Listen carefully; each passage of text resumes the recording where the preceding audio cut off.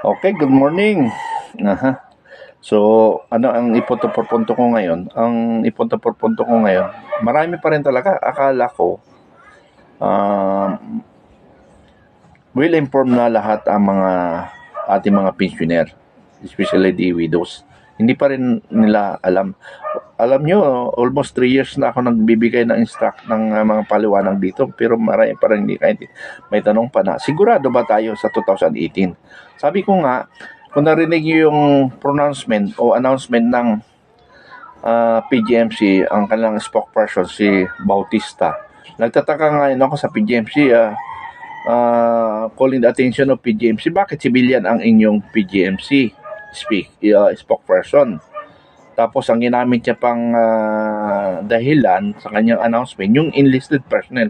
Bakit wala ba tayong officers dyan na maging responsible sa mga ganong sitwasyon? Or umiiwas na yung mga officer? Kasi pag nagkamali sila ng mga announcement, talagang ipunto por punto ko. Kasi, umbaga sa Bisaya, pataka na lang kasi minsan ng kwan. Biro mo sabihin nung isang major ng Task Force Provincial Commander na kulang sila ng tao, sino bang ipinapahamak nila doon? Mali yung major na yun. Pero mo sabihin niya kulang ng tao, ano yan? Hindi nag-iisip.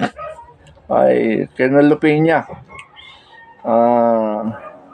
situate na lahat ng mga papuntay mo sa programa ay ang lahat ng lalabas sa kanyang bibig ay ang galing yan sa commander.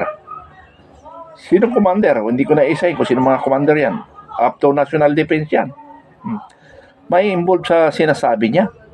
So dapat hindi siya magsasalita ng ano lang nasa isip niya. Kung ano yung instruction, yun lang yung susundin niya. Yung instruction katulad sa UISPA. Yung UISPA ngayon, I'm sorry sir ha. I'm sorry po kasi para bang hindi ko na maintindihan ang functioning ng bawat opisina natin dahil lang ipagtatanggol natin yung mga previous commander na tiwali. Alam ko, I'm sorry PGMC, dami lang kayo dito. Pero, ang masaklap, pinagtatanggol nyo. Ano? Sana bulungan nyo naman yung mga dapat yung trusted na, sir, paano ba ito? Pero nakita ko na kasi yun na nga, ayaw na lang na mag-spokesperson, tapos NCO na lang ginagamit ninyo. Ipapahamak nyo na lang yung NCO. Ganun ba yun? So much for that mga aking sinasabi. Napakasakit yung mga sinasabi ko. Napakasakit ng sinasabi ko. Sir, sa mga dati kong kabaro, naghingi ako ng pasensya sa inyo. Kasi, hindi tama hindi nyo rin ako masisi. How many times ako nakikipag-dialogue after the Task Force Differential Commander noong 2021, April 20? Wala nang gustong marap sa akin. Bakit?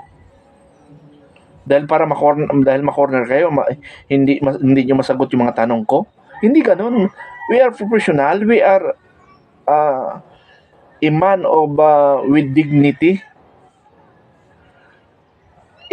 Officer rin ako. Maintindihan ko ang kalagayan ninyo kung sabihin nyo lang sa akin ang problema. Kasi hindi natin ibubulgar. Hindi natin sasabihin.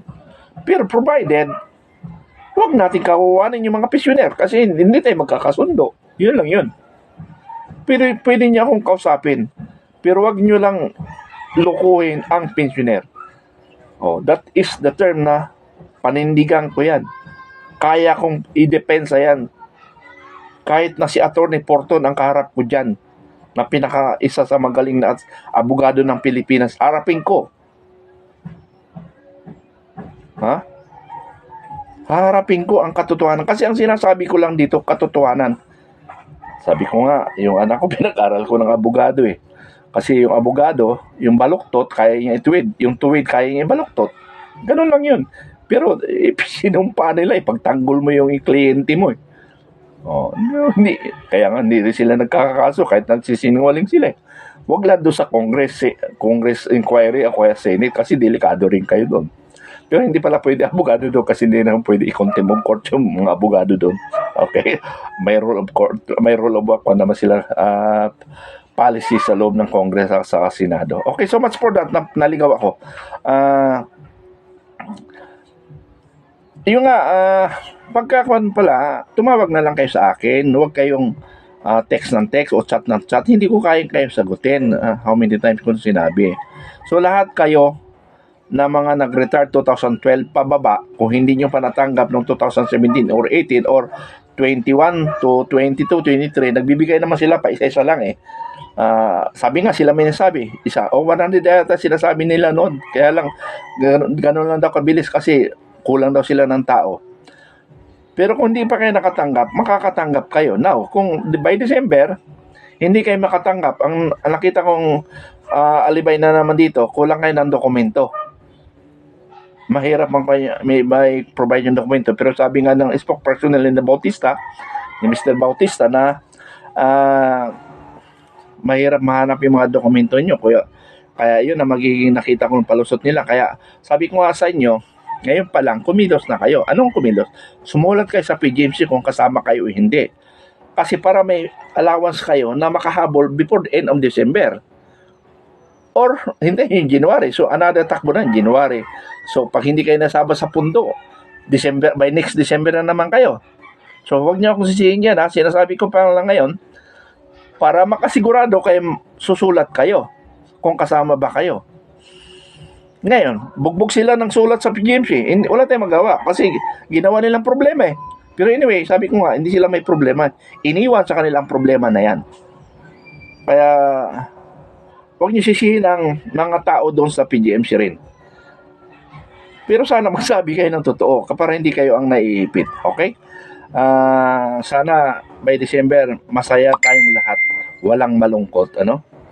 Yung diferensya lang, nag-retire 2012, June, pababa. Sigurado, may matatanggap kayo. Ano? So, kung may problema, again, tatawag kayo, huwag kayong mag-text at chat. Huwag niyo akong pahirapan. Salamat sa mga kwan. Inuulit ko ito kasi para hindi na lagi ako kinukulit. Another punto por punto ko ito. Ano? So, salamat sa lahat. Salamat.